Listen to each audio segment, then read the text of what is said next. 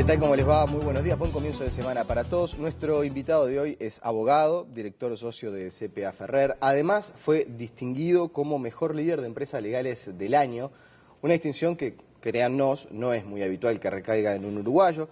Estudió en Harvard, compartió clase con el hermano o uno de los hermanos de Osama Bin Laden.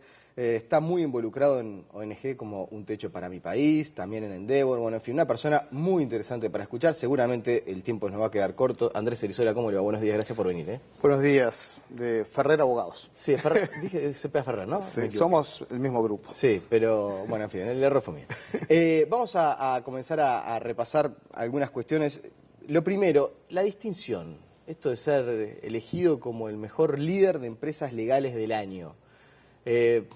Yo decía, no es muy habitual que recaiga en un uruguayo. ¿Le sorprendió? ¿Cómo lo toma esa visión desde el extranjero? Me sorprendió mucho, ¿no? No me lo esperaba de ninguna manera y nunca, es un premio que nunca se había dado a un director de una firma legal de países chicos. Siempre lo gana un brasileño, un mexicano, alguna vez un peruano, pero de países con el tamaño nuestro no había pasado. Así que sí, me sorprendió mucho y me dio mucha alegría. Igual los premios son algo que hay que tomar con pinzas. Claro, pero ¿se hace más difícil desde Uruguay trascender al extranjero? ¿Por eso la sorpresa? A estos efectos, sin duda. Es mucho más habitual ver estos premios a la firma de los grandes países. Yo creo igual que el hecho de que me hayan considerado tiene que ver con que Ferrer trascendió ya hace unos cuantos años Uruguay. Es una firma regional, es una de las 3 mayores firmas de toda Latinoamérica de habla hispana. Y bueno, creo que es eso, hubiera sido muy difícil que hubieran considerado a alguien para este premio por liderar una firma solo en Uruguay, ¿no? El proceso de expansión fue parte de lo que tomaron en cuenta. Claro. Y ahora, desde su actividad profesional y esto de la visión que se tiene de Uruguay desde el extranjero, ¿cuánto se ha modificado en estos últimos años? Nuestro mercado, enormemente. Más que el mercado, la visión que se tiene desde el extranjero hacia lo que es Uruguay. No solamente en la empresa, sino en el país. Uruguay tiene muy buena marca. Y creo que no es tan nuevo, digamos. Uruguay tiene desde siempre muy buena marca y nosotros que estamos en Paraguay, en Bolivia, en Ecuador, ser uruguayo tiene una connotación positiva de la cual no siempre somos conscientes. Inclusive para el tipo de expansión que nosotros hicimos, abriendo oficinas en los últimos años muy grandes para cada uno de los países donde estamos, hubiera sido muy difícil siendo argentinos, siendo chilenos, siendo uruguayos. Tenemos como una primera imagen, digamos, después hay que demostrarla, pero primera imagen de calidad, de confiabilidad, que ayuda mucho al momento de establecer relaciones. Así que no, para nosotros fue creo que una ayuda entre muchas otras que tuvimos que tener para hacer este recorrido, ¿no? Claro, y cuando alguien o una empresa multinacional o de mediano porte igual piensa en instalarse y en invertir en Uruguay, ¿esa marca de confiabilidad influye o no? Hay distintos, todos los casos son diferentes, es decir, sí influye. Los inversores que llegan a Uruguay son inversores que invierten en Latinoamérica. El inversor que está en Europa y Estados Unidos raramente llega a Uruguay. Así que ya tenemos un inversor que tiene un perfil de riesgo o de tolerancia al riesgo un poco superior que la empresa más doméstica de los países desarrollados. Para ese tipo de empresas, Uruguay es un país muy confiable, con reglas de juego estables, etcétera. No somos Suiza, no somos Inglaterra, pero en un contexto latinoamericano, Uruguay sí es un país confiable que los inversores consideran como elemento para ayudarles a tomar la decisión de invertir acá. Claro, pero estamos ciertamente en un mundo mucho más complejo del que vivíamos hace algunos años, en una región que está atravesando horas muy complejas. Ese escenario regional, que no solamente es económico, sino que también es político, ¿influye o no influye al momento de que una empresa tome la decisión de invertir? Influye mucho.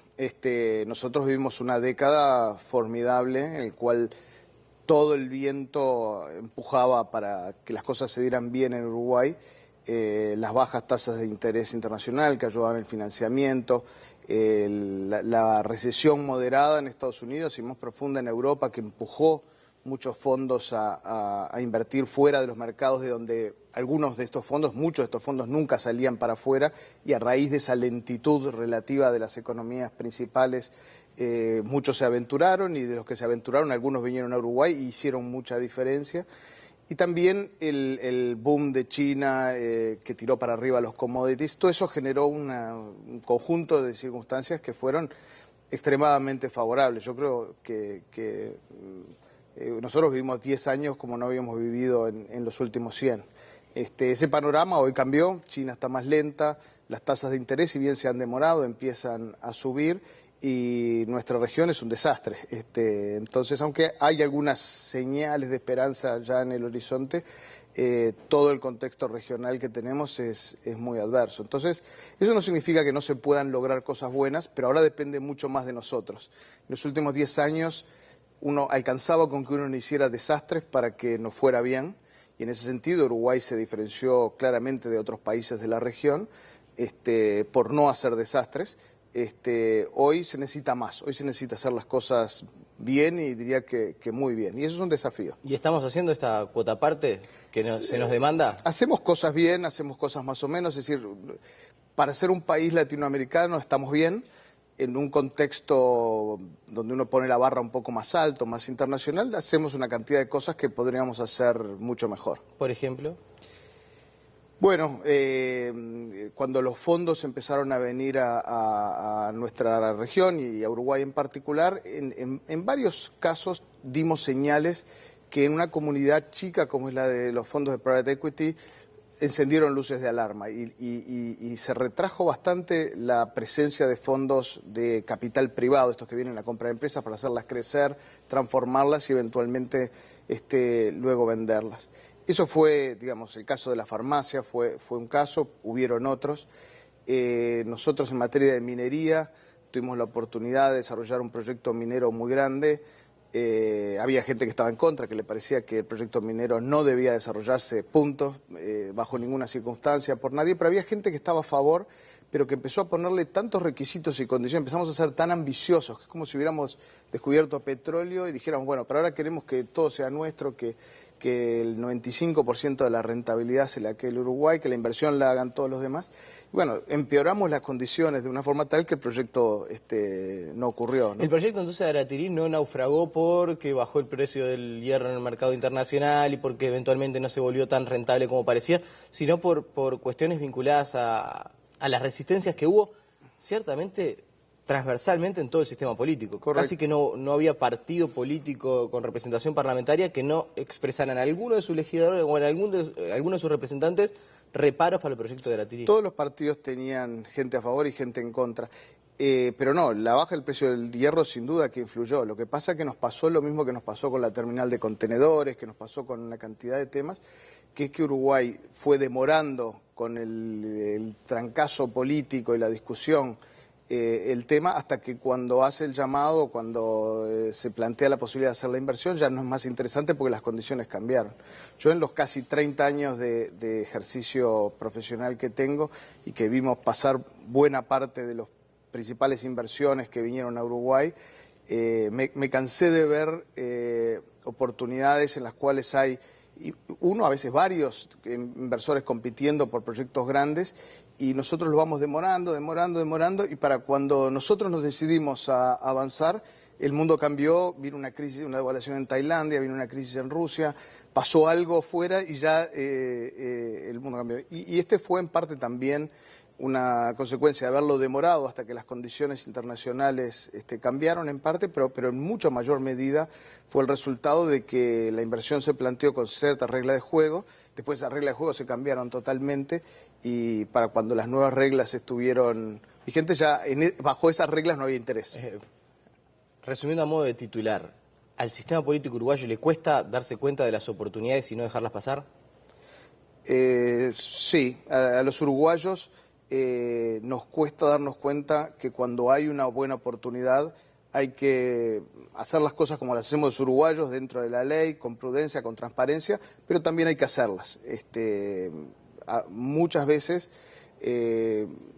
frente al interés, en vez de mirarlo como esta es una oportunidad de aprovechar, lo que miramos es con desconfianza y lo que hacemos es dejar pasar la oportunidad.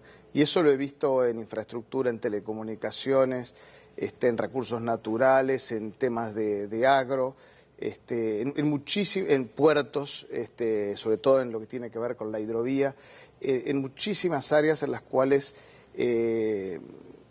no con las intenciones ilegítimas que se ven en otros países latinoamericanos, pero por burocracia, por falta de capacidad de ejecución, por el trancazo dentro del sistema político, por la forma como funciona el Estado, las cosas se demoran hasta que la oportunidad se perdió. La charla va transcurriendo y va llevando a algunos lugares capaz que yo no tenía demasiado pensados explorar, pero en ese sentido, veo que muchas veces se habla y se pone como un tema de discusión los salarios que se cobran en la administración central, en las empresas públicas. Y yo siempre digo que es todo un tema eso, porque si uno quiere captar buenos profesionales para las empresas públicas, para conducir los organismos del Estado, generalmente para quitárselos a la actividad privada con los sueldos que se pagan en las direcciones en particular, no es necesario. Eso también es parte de dejar pasar las oportunidades, de pensar en una reforma del Estado que no mire con desconfianza si un director de una empresa X, por ser estatal, cobra un sueldo elevado.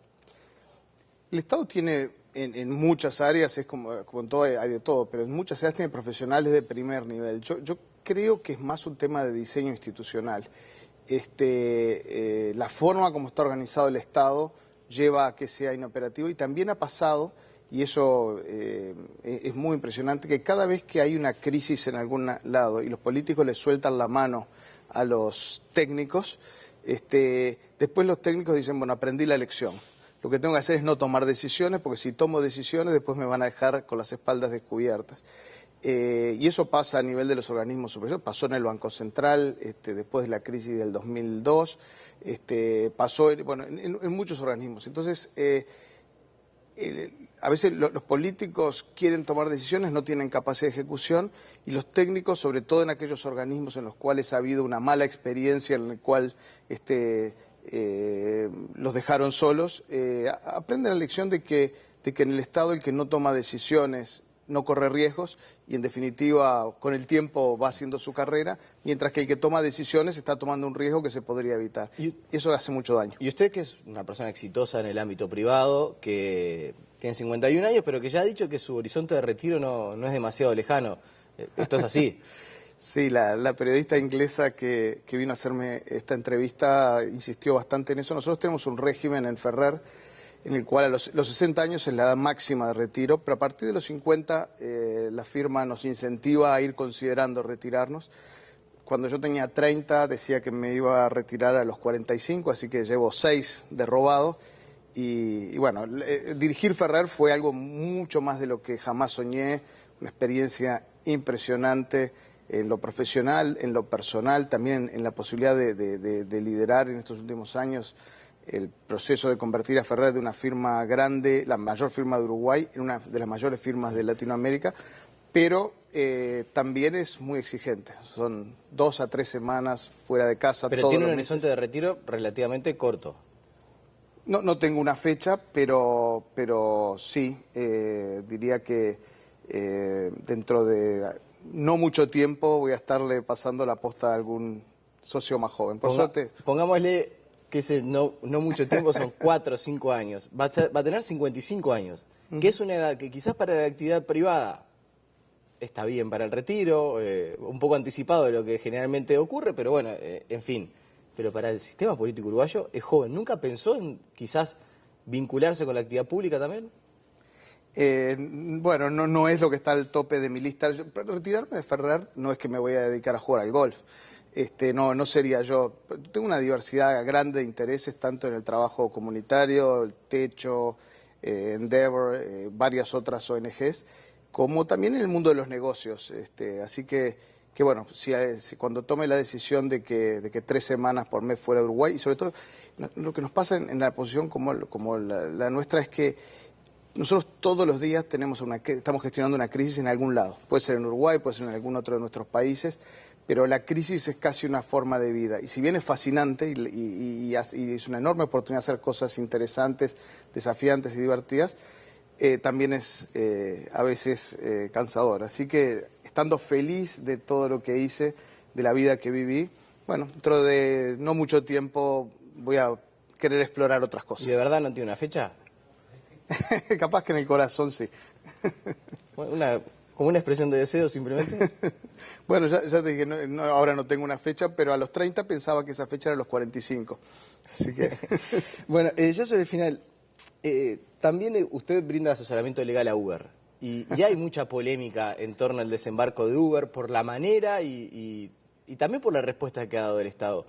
¿Cómo visualiza usted desde el punto de vista legal todo el fenómeno Uber que se ha vivido en el Uruguay? Y que ciertamente no es solo del Uruguay, es en cada país donde ha desembarcado Uber, más o menos se registra lo mismo. Es una de las cosas divertidas que la vida me dio la oportunidad Hablando de gestionar crisis. Yo no soy un vocero de Uber, ahí, no sé, ustedes conocerán al señor Carl Mitchum, que es quien puede hablar por Uber. Yo puedo hablar como profesional del derecho. Acá en Uber hubo dos decisiones importantes en las últimas semanas. Una fue la del Poder Ejecutivo y otra fue la de la Comisión de Promoción y Defensa de la Competencia. Y creo que entre esas dos decisiones está el camino de cómo seguir adelante. Cuando era la del Poder Ejecutivo, ¿a cuál hace referencia? El gabinete, después de que salió la decisión de la Comisión de Competencia. El comunicado. El comunicado que hizo el gabinete diciendo, bueno, los choferes tienen que pagar los impuestos, todas las empresas tienen que someterse a la ley. Cuando nosotros combinamos esos principios que nadie puede discutir con la decisión fantástica de la Comisión de Competencia, realmente no parecía estar en Uruguay. La Comisión primero... ¿Tan así fue una decisión que lo sorprendió por lo positivo? Me sorprendió por lo técnicamente impecable. Digo, cuando nosotros nos pidieron que pusiéramos una mirada fresca sobre cómo estaba haciendo su estrategia legal Uber, ahí a principios de este año, esto fue una de las cosas que consideramos que eran muy importantes, que era tratar de tener esta discusión frente a la Comisión de Competencia, porque son quienes mejor pueden entender esto. Pero a pesar de que eso estaba al tope de nuestra lista, y llegamos ahí por una denuncia de la patronal del taxímetro, no porque nosotros hayamos llevado la discusión ahí, sí me impresionó la calidad técnica. La Comisión, en primer lugar, rechazó la denuncia de la patronal del taxímetro en contra de Uber, y allí se apoyó en los dictámenes del anterior catedrático de Derecho Administrativo, Carlos del Piazzo, de la actual catedrática, la primera mujer que es catedrática de Derecho Público en Uruguay, Cristina Vázquez, que básicamente a nivel académico hay un alto consenso en que la actividad de Uber es una actividad legítima y permitida por reglamento, por el ordenamiento legal, pero además de eso hizo algo que si bien lo intentamos, me llamó la atención que se hiciera, y sobre todo con la calidad técnica con la que se hizo, que fue que la Comisión, una de las primeras veces que lo hace, usó la facultad que le da el artículo 26F de la Ley de Competencia y le hizo recomendaciones al Parlamento y a los gobiernos municipales sobre cómo tenía que ser la reglamentación de Uber. Le dijo que tenía que ser favorable a la competencia, que tenía que tratar en pie de igualdad a todos los agentes que quisieran competir, que tenía que tener mucho cuidado de no poner barreras de entrada a la competencia, que no pusiera, bajo la excusa regular, no dificultara el acceso al mercado, y finalmente dijo que tenía que ser favorable a los nuevos modelos de negocios. Cuando uno combina todo eso, y sobre todo cuando lo combina con lo que expresó el Poder Ejecutivo, dice, bueno, esta es la hoja de ruta, es decir, todos los agentes tienen que someterse a la ley, los choferes tienen que pagar los impuestos y la regulación tiene que ser tal que sea favorable a la competencia, que sea igual para todos, que no tenga barreras de entradas y que Uruguay no se cierre a los nuevos modelos de negocios. El mundo está cambiando a una velocidad enorme, eso es favorable para los ciudadanos, reciben servicios de más calidad, más competitivos, a mejor precio, la competencia mejora a todos y Uruguay no se tiene que cerrar a eso. Cuando uno suma las dos cosas, ese es el camino por el cual Uruguay tiene que transitar. ¿Y Uber puede hacer algo más para que sus choferes, o debería hacer algo más para que sus choferes empiecen a trabajar en cierta legalidad desde el punto de vista de la tributación, por ejemplo? Yo no soy vocero de Uber, como dije. Yo insisto, Así pero que, desde el punto de vista, veo que el tema de la legalidad, de si está funcionando, o sea, parte de lo que se dice es, no podemos aceptar que funcione como está funcionando, desde la ilegalidad, sin que haya una regulación, sin que la empresa negocie también las condiciones para funcionar. Entonces, desde el punto de vista legal y estrictamente legal, ¿qué tanto complica el actual funcionamiento de Uber? Es que yo creo que, y esto lo digo como ciudadano, pero como ciudadano que conoce esto, yo creo que en el contexto de esta hoja de ruta que el gobierno se planteó con la decisión del Poder Ejecutivo y la Comisión de Competencia, en Uruguay tendrá que haber un sistema regulatorio favorable a los ciudadanos, favorable a la competencia, que le dé acceso a mejores servicios y más baratos, y las empresas tendrán que operar dentro de lo que es el marco legal uruguayo en todos los términos. Claro. Y en ese sentido, desde el punto de vista legal, ¿está preparado para lo que pueda ser eventualmente demandas sobre lo que sucedió y no sobre lo que va a suceder? Es decir, no desde que empiece a funcionar el marco regulatorio. El otro día conversábamos, por ejemplo, con el director de rentas y nos dice, desde el punto de vista legal, Uber nos está debiendo tributos desde el 1 de enero. ¿Está preparado usted como asesor legal de Uber para todo lo que se viene? Mire, nosotros siempre estamos preparados y siempre necesitamos prepararnos más, pero gestionar crisis es lo que llevamos décadas haciendo. Creo que las declaraciones del director de renta vieron una parte de la historia y la vieron desde un lugar que no contempla toda la realidad. No tengo ninguna duda de que cuando Uruguay implemente esta hoja de ruta que el Poder Ejecutivo y la Comisión de Competencia establecieron, todos esos temas se van a resolver fácilmente. No se puede pretender en el mundo de hoy, y mucho menos multinacionales del tamaño, del prestigio impresionante que tiene Uber en el mundo, operar de una forma que los gobiernos de los lugares donde uno está operando a largo plazo lo miren a uno como un disruptor.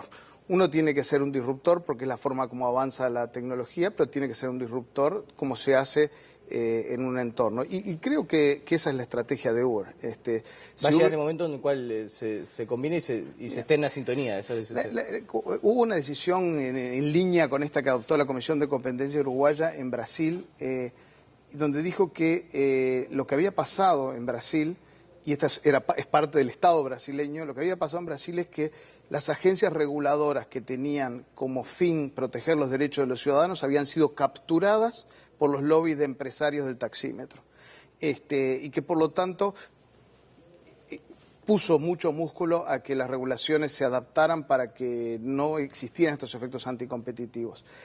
Esa captura, es decir, el hecho de que los reguladores que tienen que defender a los ciudadanos, la primera reacción que tienen no es la de defender a los ciudadanos, sino la de defender a los empresarios que están hace décadas enquistados en un sistema anticompetitivo, es lo que en Uruguay va a tener que cambiar.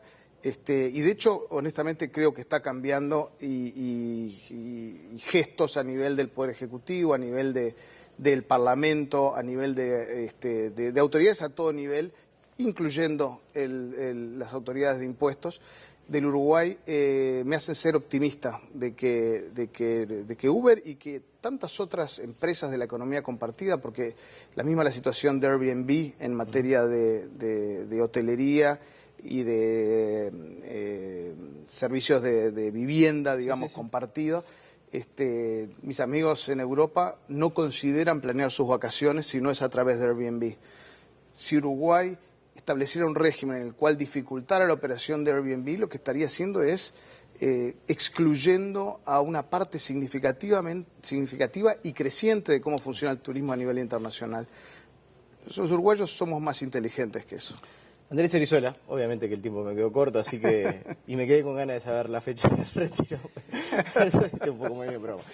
Seguramente nos falta oportunidad para que volvamos a conversar. Muchas gracias, Nicolás. Que pasen muy bien. La pausa y seguimos con muchas noticias.